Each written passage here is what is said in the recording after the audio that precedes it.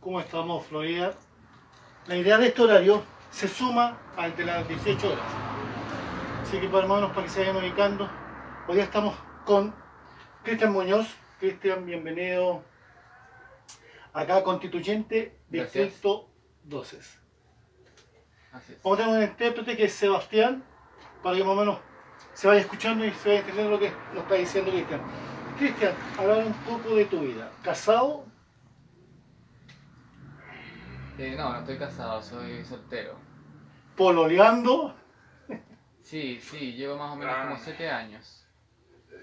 Y bueno, en esta relación ha sido bastante bien, yo vivo junto con mi pareja, así que todo eso, y también somos parte de la diversidad sexual. ¿Aquí en la comuna? Sí, no, yo vivo en Puente Alto, lo que ¿Ya? pasa es que acá con mi pareja de repente me quedo algunas noches acá también en la Florida. Oye, dice que es a constituyente. ¿Cómo fue esto? ¿Por qué partido vas?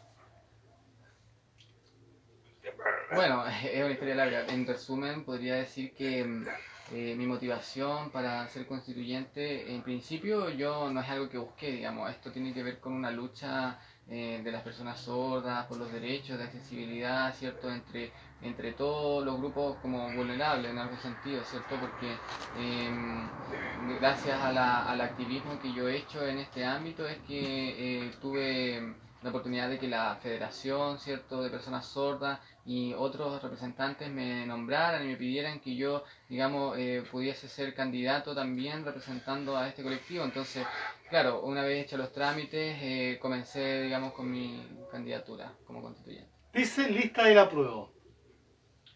¿Cómo te comunicas Sí, con ellos? ¿O ya vienes participando de antes?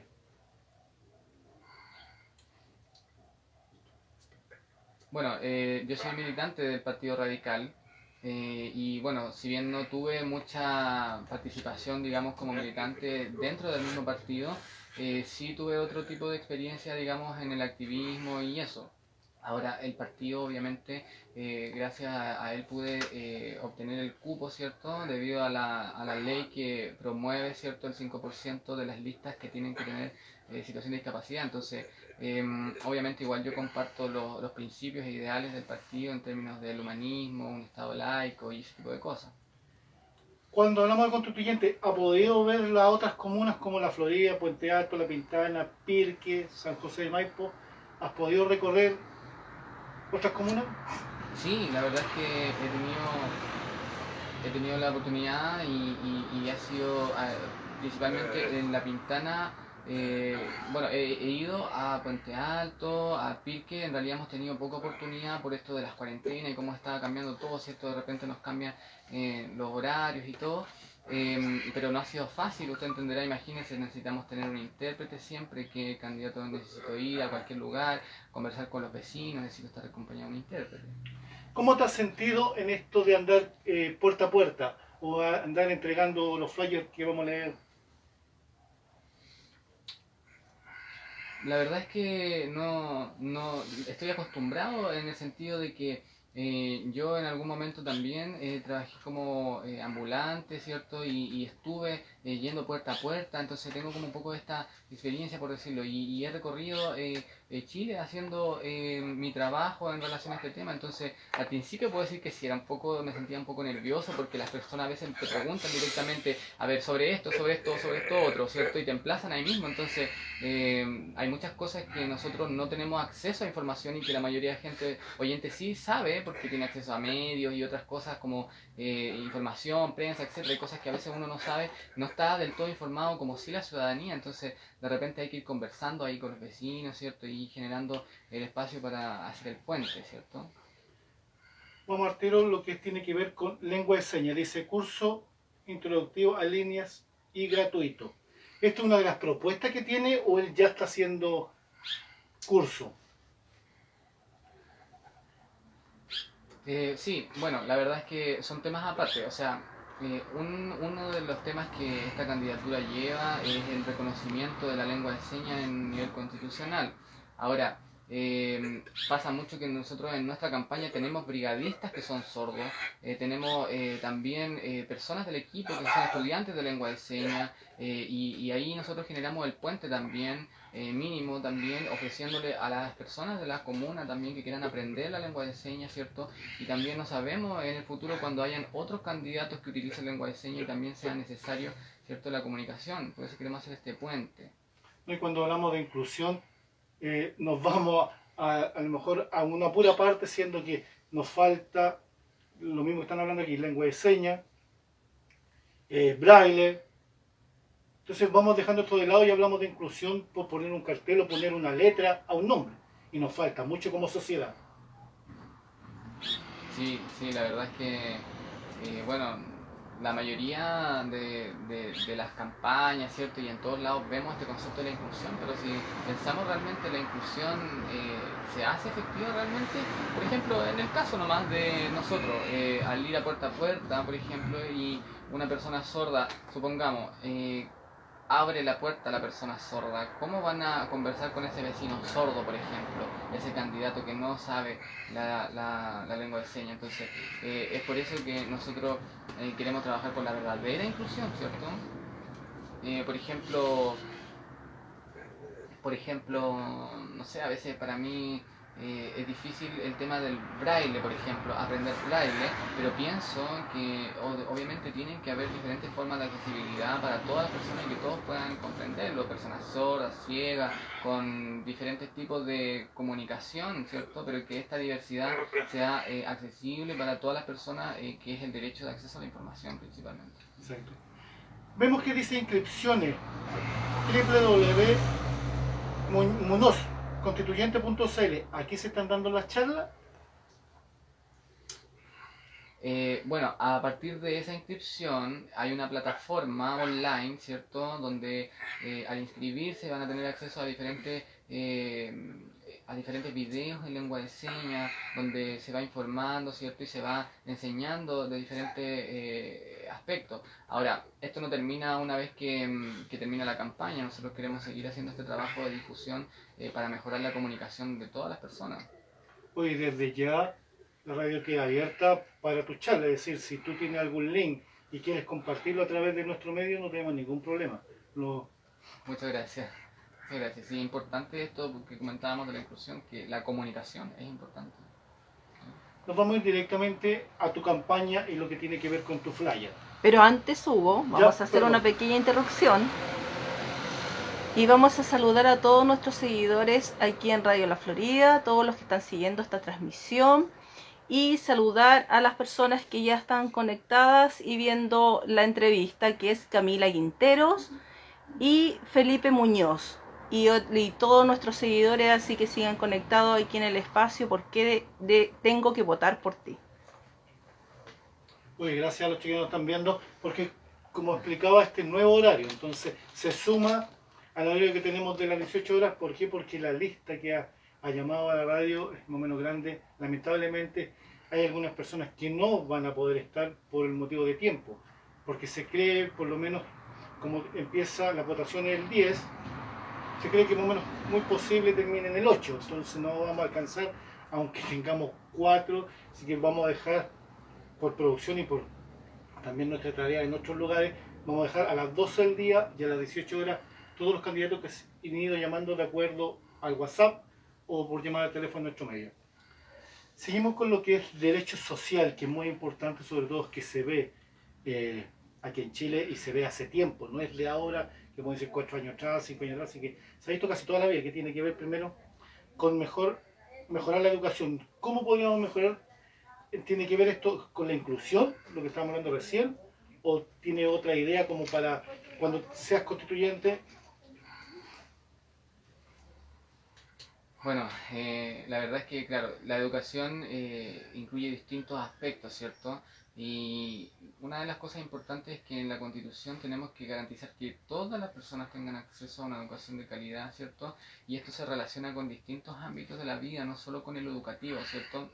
Y tampoco vamos a hacer grupos, digamos, que vayan excluyendo, ¿cierto? Tenemos que en esta constitución que vamos a escribir entre todos, ¿cierto? Responder a las necesidades educativas de todas las personas, todas estas necesidades, porque lamentablemente ya vimos nuestra historia con respecto a la educación. Tenemos que ha sido el último de los temas quizás, ¿cierto? Y dentro de la educación misma podemos hablar que las personas en situación de discapacidad están en la última línea de este listado de prioridades, ¿cierto? No vemos, ¿cierto?, que haya una igualdad en la importancia de esta demanda, por ejemplo, no solamente de acceso a la educación, sino que por eso tiene que ser integralmente la educación. Vamos directamente a lo que es vivienda. Cuando hablamos de vivienda digna, es lamentable que por otro lado estemos llenándonos de edificios. Entonces, es casi lo mismo. Por un lado, la gente reclama lo que tiene que ver con, hoy hay muchos edificios, pero por otro lado está esta misma gente, por el otro lado, que necesita una casa. ¿Cómo podríamos ayudar o equiparar, como dirían buen chileno, o en fútbol, la cancha, en lo que tiene que ver con una vivienda digna? Se refieren a los metros cuadrados, se refiere a que tengan plaza, acceso a internet. Sí, bueno, el tema de la vivienda digna es algo que primero necesitamos ver desde la descentralización territorial, ¿ya?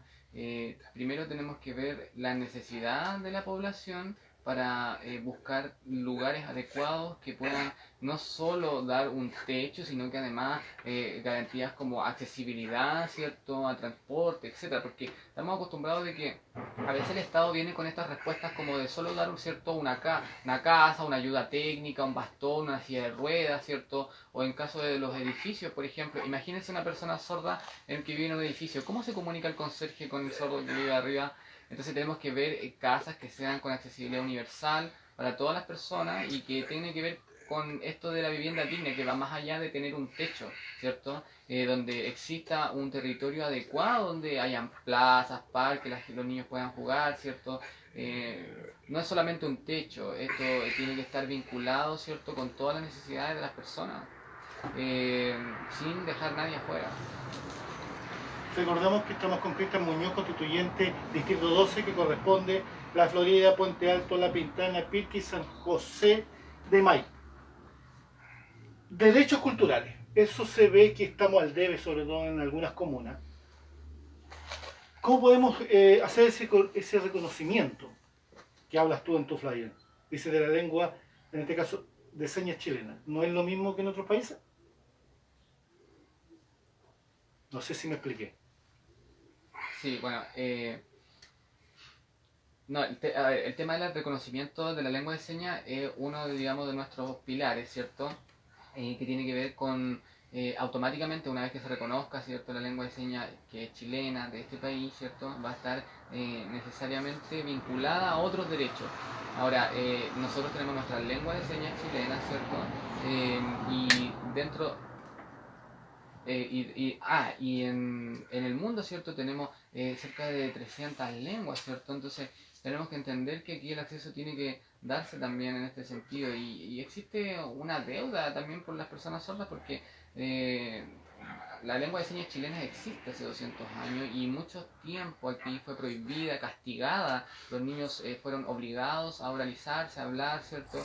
Y se castigaba a los sordos que usaban la lengua de señas. Entonces hay también un tema ahí de reconocimiento, ¿cierto? Y la gente también, la sociedad va pensando que todos los sordos, por ejemplo, tienen que modular o entender, ¿cierto? Cuando algunas personas modulan. Entonces vemos que el reconocimiento de la lengua de señas es muy importante en nuestra campaña. Cuando hablamos de lengua de señas, una persona, estamos hablando que ha hablado normalmente toda su vida, ¿cuánto se demora en aprender, en poder que tú me entiendas cuando yo te mueva, en este caso mi mano, haga señas? Bueno, en el caso de las personas sordas, desde que nacen sordos, ellos automáticamente adquieren la lengua de señas, ¿ya? Ahora, hay muchos papás sordos que tienen hijos oyentes, por ejemplo, y adquieren primero la lengua de señas y después el español oral. Ellos son bilingües, ¿cierto? Ahora, los niños, por ejemplo, en el caso de los oyentes, ¿cierto? Depende, ¿cierto?, de cada persona, en la cantidad de tiempo que dedica a la práctica, si esta persona está preocupada por contactar y relacionarse con otras personas que utilicen la lengua. No sirve solamente sentarse en la clase y estar en una clase, necesita interactuar con personas sordas para poder desarrollar la lengua. Por ejemplo, ahora tengo un servicio de interpretación de lengua de señas, es porque a una persona que ha estado en la comunidad sorda en contacto directo con comunicación con personas sordas, por eso ahora está interpretando. Entonces, es diferente, por ejemplo, en otros idiomas, inglés, alemán, ¿cierto? Otros idiomas, o incluso los idiomas, digamos, de lengua hablada, ¿cierto? Tienen esta misma característica, pero la lengua de señas es diferente, ¿cierto? Y hay que reconocerla de esta forma. Creación de la Defensoría del Pueblo. ¿Eso va de la base de tu partido o tiene que ver con una propuesta que traes tú como constituyente o a la constituyente? Bueno, la verdad es que el partido no es que pautee el programa, ni mucho menos. Ya esto tiene que ver con lo que yo he podido ver, ¿cierto? El programa está construido en base a eso y bueno, esto de la Defensoría de la Niñez tiene que ver básicamente con que, por ejemplo, el Instituto Nacional de Derechos Humanos, hay muchas cosas en las que no puede intervenir y defender, ¿cierto?, a los más vulnerables, a los vulnerados en realidad. Entonces hay muchas cosas que este instituto no tiene incidencia y hemos visto, ¿cierto?, que se necesita esta figura, ¿cierto?, de Defensoría del Pueblo, donde equipare un poco la cancha, ¿cierto?, cuando existe conflictos entre, por ejemplo, el Estado, sociedad civil u otros, que haya una entidad fiscalizadora, ¿cierto?, que pueda poner párale a todos los abusos o vulneraciones. Eso es una Defensoría del Pueblo y no sé, por ejemplo, una persona que no sé, le intentaría, por ejemplo, hacer un proyecto de ley y que ocurra un conflicto determinado, por ejemplo, denuncias, alguna cosa, tenemos Defensoría del Pueblo que pueda actuar e incidir en diferentes ámbitos, no solo a nivel ejecutivo, también en el Parlamento, ¿cierto? Y queremos que eso se instale. Ahora es un tema profundo, ¿cierto? Esta figura del ombudsman o de la Defensoría del Pueblo, pero es una forma de institucionalizar un mecanismo donde la gente pueda tener un control también, ¿cierto? Y que no exista, por ejemplo, ¿qué pasa cuando existe dentro de como esto del mismo partido, por ejemplo, o de que conoce por aquí, contrata a esta persona, ¿cierto? No, tiene que haber transparencia, muchas cosas y por eso es necesario esto. Cuando se refiere en el fallo de los gastos públicos, ¿qué podías explicarle tú a la gente como qué? Es decir, en otras palabras, ¿en qué hemos gastado mal el dinero? ¿O es solamente administrar de otra forma?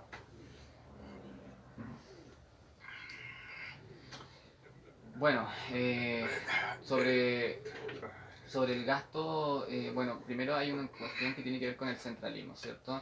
Que todos los recursos sean acaparados por determinada comuna o determinado territorio. Tenemos que buscar un tema de descentralización, no solo de recursos, sino también del poder, ¿cierto?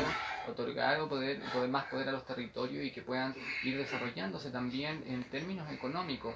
De repente tenemos una región que no tiene las mismas posibilidades económicas que otra, bueno, pues se le ayuda, ¿cierto?, para que la cancha se equipare en esta forma, pero tenemos que obviamente privilegiar también el gasto territorial, ¿cierto? Esto tiene relación también con los derechos sociales que mencionaba antes, derechos sociales y políticos. Más o menos lo que estamos viendo acá en la región metropolitana, que en algunas comunas reciben mucho dinero per cápita y acá en otras comunas no tienen, entonces no se ve que le llegue a toda la gente, más o menos esa línea. Sí, exactamente, porque, por ejemplo, no sé, una persona que trabaja en Las Condes, por ejemplo, no sé, una persona que trabaja haciendo aseo o que es jardinero, ¿cierto? O que trabaja en alguna actividad doméstica, por ejemplo. Entonces me toca ir a La Pintana después, por ejemplo, y veo, ¿cierto?, al mismo trabajador, ¿cierto?, con las mismas labores, pero por ejemplo este trabajador de Las Condes tiene muchas condiciones mejores laborales, no solo en recursos de pago, sino que también en la cantidad de trabajo, etcétera. Entonces esto se relaciona también como las comunas se van desarrollando, o por ejemplo, ¿qué pasa con las comunas donde hay más recursos, vemos carabineros que están más presentes o grandes comisarías, ¿cierto? Y en comunas más vulnerables o con menos recursos tenemos que esperar 3 horas para que tenga una respuesta de carabineros, por ejemplo. No sé, de repente en una comuna que más privilegiada, ¿cierto? Ocurre un robo, chuta, llegan todos los medios allá. ¿Y qué pasa con las comunas más pobres? Entonces hay una brecha ahí tremenda donde se le da un protagonismo, ¿cierto? La prensa llega a todos los lugares, ¿cierto? Donde ocurre esto y no a las comunas más pobres donde esto pasa constantemente. Entonces eso hay que equipararlo. Eso podríamos arreglarlo directamente con no sé, ¿cómo te podría explicar?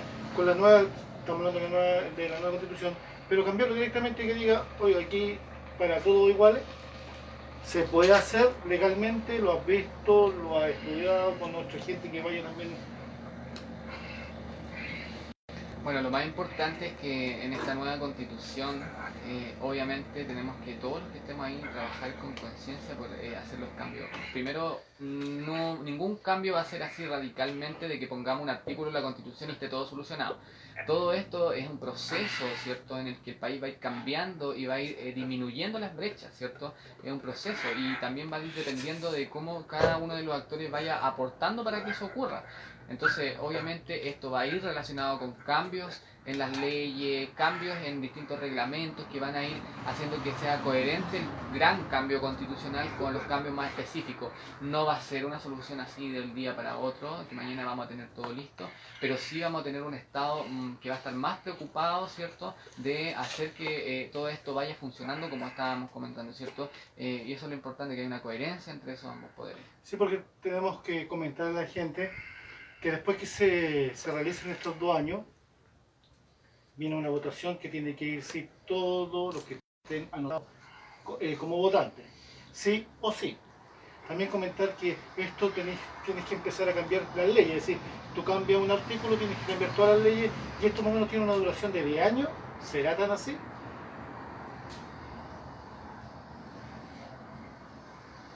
Sí, sí. Bueno, exactamente no podemos decir que 10 años, ¿cierto? Depende también de los artículos, la incidencia y profundidad que cada uno de ellos tenga, ¿cierto? Y cómo se van a ir relacionando con las leyes. Por ejemplo, en educación quizás va a ser un poco más fácil ir avanzando, quizás en vivienda un poco más lento. Son más o menos 10 años que se estiman, pero van dependiendo de los cambios que vayan habiendo en las leyes. Ahora, si vemos otros países, cómo sido los cambios constitucionales, son todos procesos lentos también, ¿cierto? Pero cambiar la constitución ayuda en el sentido de que cambia nuestra forma de relacionarnos en términos como de la relación cívica, ¿cierto? Porque la ciudadanía empieza a aprender, la cultura empieza a cambiar y el país también empieza a avanzar de otra forma. ¿Qué le podríamos decir a la gente que dentro de estos 2 años, si no le gustó todo lo que hicieron ustedes o la gente que está adentro, nos quedamos con esta constitución? ¿Crees que es tiempo perdido? ¿Crees que algo hicimos mal? ¿Quién va a tener la culpa? ¿Los nuevos constituyentes? ¿La ley que hicieron?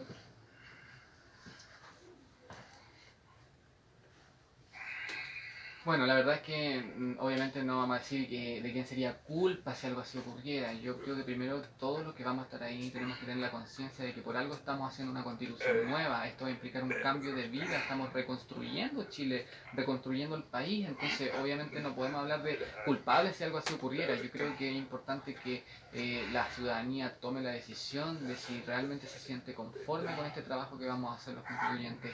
Va a haber tiempo, ¿cierto? Durante un año las personas van a poder ir reflexionando sobre esto, van a poder ir viendo, ¿cierto?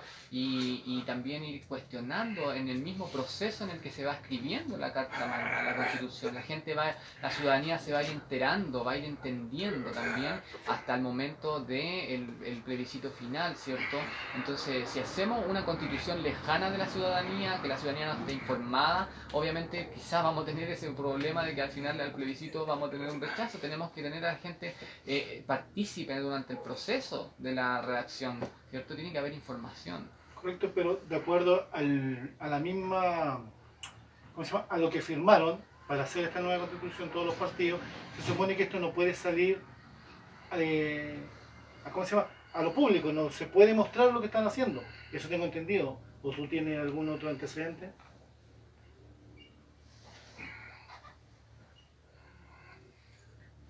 No, o sea, no es que se vaya a publicar todo lo que se está trabajando dentro, ¿cierto?, en las mesas de trabajo. Sin embargo, obviamente hay temas que quizá nosotros no dominamos del todo y va a ser necesario preguntarle a la ciudadanía qué piensa sobre determinados temas. Por ejemplo, cuando nos toque hablar sobre el aborto o cuando nos toque discutir temas que son importantes para la ciudadanía, necesariamente vamos a tener que de alguna forma considerar la opinión, ¿cierto?, y defender los intereses de todos los que votaron por nosotros. Entonces es importante, no podemos hacer un proceso cerrado y lejano a la ciudadanía, tiene que ser transparente y obviamente ir informando. Sabemos que una gran parte de Chile estaba pidiendo una nueva constitución. Cuando vemos que realmente son los mismos políticos que participaron en la antigua, ¿cómo podemos hacer a la gente que este proceso es tan democrático como se ve? Con decir, sobre todo con la paridad de género, que tiene que ver con que, va a sonar medio extraño, pero una mujer que tenga un voto en cierta parte, un voto estamos hablando, y en la otra lista no haya ninguna mujer, la mujer sube automáticamente. ¿Cómo le explicamos eso a la gente, esta paridad de género, cuando estamos hablando en democracia? Aquí vamos a tener varias constituyentes, le vamos a hacer la misma pregunta para que nos puedan explicar, pero ¿cómo hablamos de democracia si ya la paridad nos dice que la gente, porque vamos a votar igual como votamos con los diputados, por arrastre?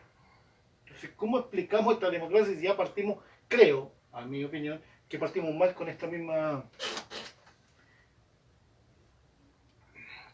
Bueno, la verdad es que el tema de la paridad, ¿cierto?, y la equidad de género es un tema difícil porque ahora en este momento no está en la Constitución. Claramente no tenemos una Constitución que defina políticas claras sobre esto desde la Constitución, entonces tampoco se ha dado el diálogo constitucional respecto a este tema aún en términos oficiales. Entonces, claro, esto obliga a que el tema de las listas sean con paridad, ¿cierto? Pero no existe una garantía real de cómo va a ser el proceso en el momento cuando ya cuando ya llegue, digamos, el momento de las elecciones. O sea,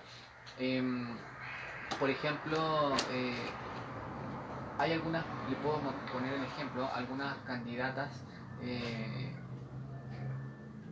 algunas candidatas que querían postular, por ejemplo, o inscribir su candidatura, digamos, como representantes, digamos, de la mujer, ¿cierto? Pero después se hacía, no les daban el escaño, digamos, o la participación desde ahí. Entonces, claro, lamentablemente hay un sistema que puede que privilegie a unos u otros, pero en este momento lo importante es que necesitamos que cambie esto y para eso hay que cambiarlo desde la Constitución.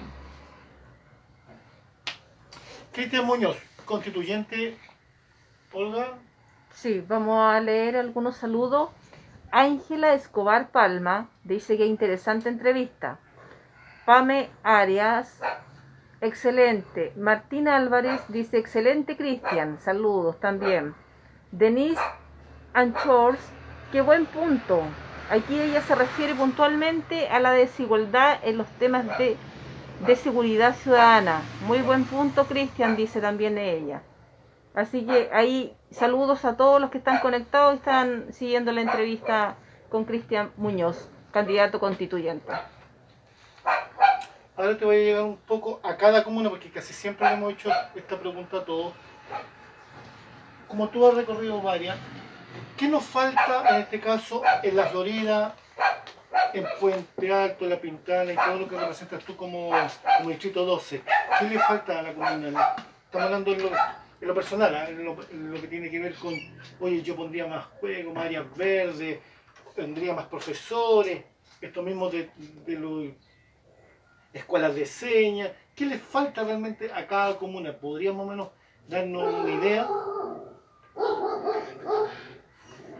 Sí, bueno, la verdad es que, a ver, no es como que hubiese algo que solucionar en específico en cada comuna. Todas las comunas tienen sus necesidades, por supuesto, y las del distrito, bueno, obviamente en el trabajo que he ido viendo en territorio hace falta muchas cosas, pero creo que una de las cosas principales es que hay que darle poder a los territorios, principalmente para que las políticas públicas tengan coherencia al final.